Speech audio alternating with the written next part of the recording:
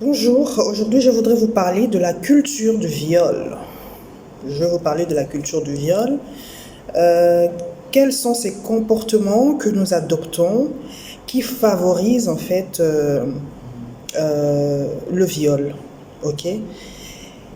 Et la première chose que je voudrais épingler ici, c'est la manière de s'habiller. Ok, lorsqu'une femme est violée, les gens ont tendance à poser, ok, la question de savoir, la première question que les gens posent, c'est ben, comment elle était habillée? Comment elle était habillée? Comment était-elle habillée?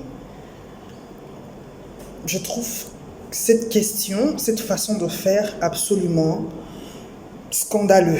C'est absolument scandaleux parce que normalement, ok, on ne peut pas justifier un viol par une tenue vestimentaire.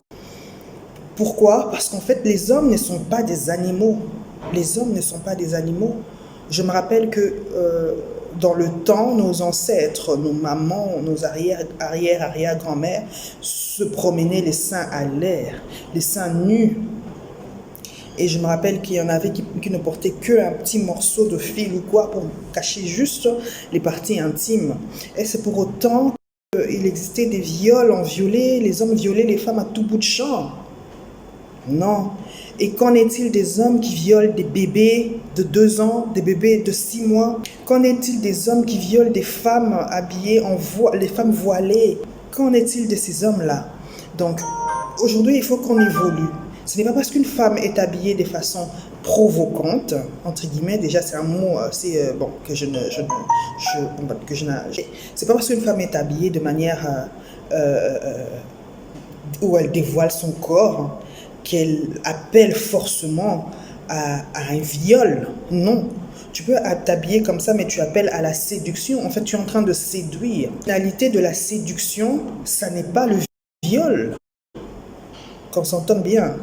Tu peux très bien séduire quelqu'un, mais tu ne veux pas que cette personne te viole. De séduction qu'il peut y avoir entre vous deux.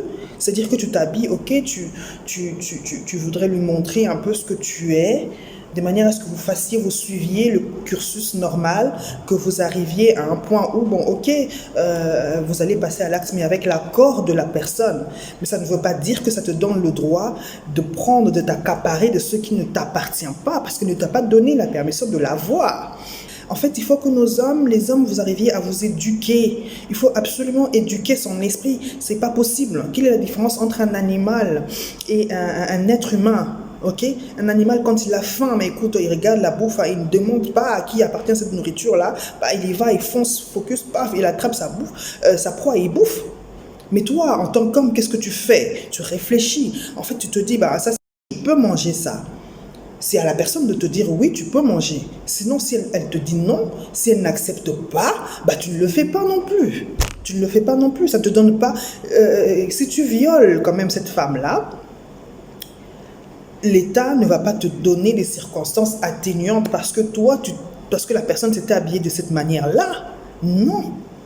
Tu auras commis un viol, un crime. Et l'État va te punir sur base de ce que toi tu as fait. On essaie de se recadrer et j'en appelle à toutes les personnes de bonne volonté, à la conscience de tous les Congolais, de toutes les Congolaises, arrêtez cette chose-là, arrêtez.